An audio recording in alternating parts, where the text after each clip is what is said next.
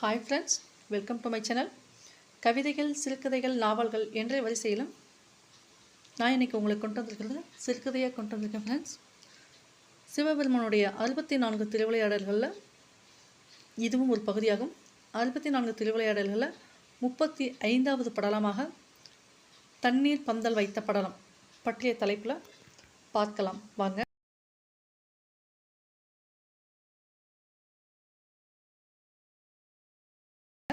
குலப்பூசண பாண்டியனுக்கு 2 புத்திரர்கள் இருந்தார்கள். மூத்தவர் ராஜேந்திரன், இளையவன் ராஜசிங்கன்.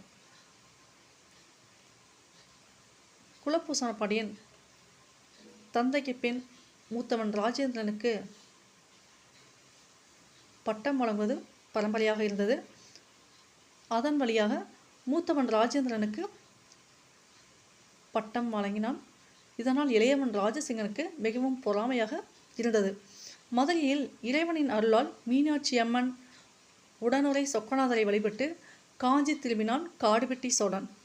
காடு வெட்டின சோழனுக்கு மீனாட்சி அம்மனையும் சொக்கநாதரையும் மறக்கவே முடியவில்லை. சொக்கநாதரையும் மீனாட்சி அம்மனையும் மீண்டும் வழிபட சோழன் விருப்பம் கொண்டான். மீண்டும் இறைவனை தரிசிக்க ஒரே வழி பாண்டியனுடன் நட்பு கொள்ள வேண்டும். இல்லை என்றால் மீனாட்சி அம்மனையும் சொக்கநாதரையும் நம்மால் வழிபட முடியாது என எண்ணினான். அதனால் அரசனாக இருந்த ராஜேந்திர பாண்டியனுக்கு தங்கம், வைரம், வெள்ளி பொருட்களுடன் ஏராளமானவற்றை பரிசாக கொடுத்து அனுப்பினான்.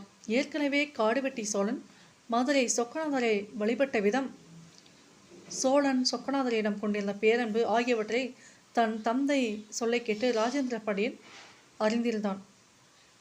ஆகையால் அவன் காடுவெட்டின் பரிசினை ஏற்றுக்கொண்டு அவனுக்கு முத்து, மாலை உள்ளிட்ட ஏராளமான பரிசுகளை பதிலுக்கு கொடுத்து அனுப்பினான். இதனால் பாண்டிய மற்றும் சோழ நாடுகளுக்கு இடையில் நட்புறவு ஏற்பட்டது.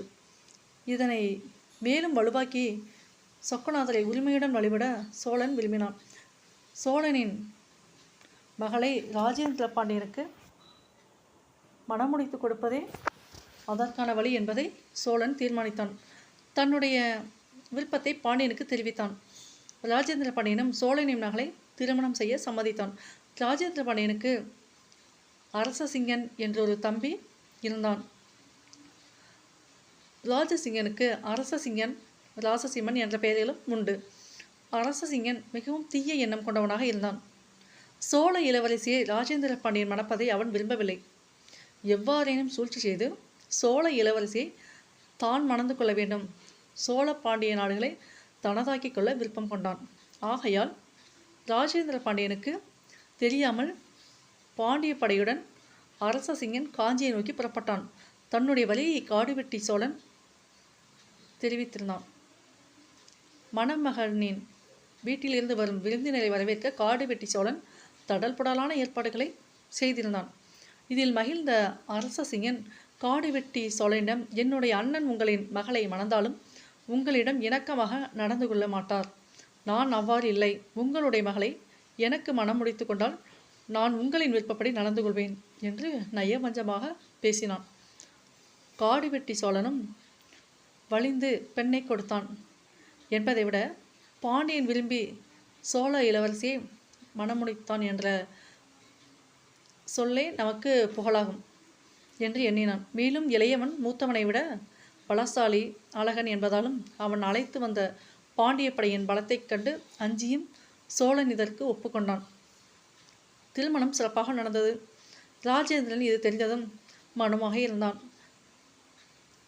மிகவும் அமைதியுடன் கவலையுடனும் இருந்தான். பின்னர் ராஜேந்திர பாண்டியனுக்கு ஓலை ஒன்றை அனுப்பினான். அதில், எனது மகளை அரசசிங்கனுக்கு மனம் முடித்து விட்டேன். ஆகையால் நீ பாண்டிய நாட்டை அரசசிங்கனிடம் ஒப்படைத்து விடு. இல்லையேல் சோழப்படை உன் நாட்டின் மீது போர் தொடுக்கும். பின் போரில் வெற்றி பெற்று அரசசிங்கனை பாண்டிய நாட்டின் அரசனாக்கி விடுவேன் என்று எழுதியிருந்தான். மதுரைக்கு மிக அருகில் சோழப்படையும் தன் தம்பி அழைத்துச் சென்ற நமது பாண்டிய படையில் உள்ளவர்களும் யுத்தத்திற்காக காத்திருந்தார்கள். ஓலையை படித்த பின் ராஜேந்திர பாண்டியன் திருக்கோவிலை அடைந்து சொக்கநாதரிடம், எம்பெருமானை, நள்ளிரவில் தனியனாய் உன்னை வழிபட உன் பக்தனாகிய காடுவெட்டிய சோழன் தனது தம்பியும் இப்போது எனக்கு விரோதமாக படையெடுத்து வந்துள்ளார்கள். அன்று அவனுக்கு துணையாக இருந்த தாங்கள் இன்று அவனுடைய செயலுக்கும் துணை புரிவீர்களா என்று மனம் வந்து கேட்டான். அப்போது பாண்டியன் மிகவும் வருத்தமடைந்ததை எண்ணி சொக்கநாதர் மிகவும் மனவேதனை அடைந்தார். அப்போது பாண்டியனே, நீ கலக்க வேண்டாம். உன்னுடைய சிறிய படையுடன் நாளை சோழனை எதிர்கொள்வாய். வெற்றியை உமதாக்குவோம் என்று தெய்வ வாக்கு வானில் கேட்டது. இறைவனாரின் தெய்வ வாக்கினை கேட்டதும் ராஜேந்திரன் அரண்மனை நோக்கி புறப்பட்டான்.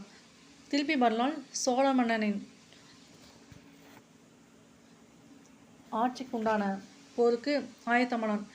இறை நம்பிக்கையில் சோழனின் பெரும்படையை எதிர்த்தான். ராஜேந்திர பாண்டியன் போர் நடைபெற்று கொண்டிருந்த போது இறைவனார் கடும் வெப்பத்தை அவ்விடத்தில் ஏற்படுத்தினார்.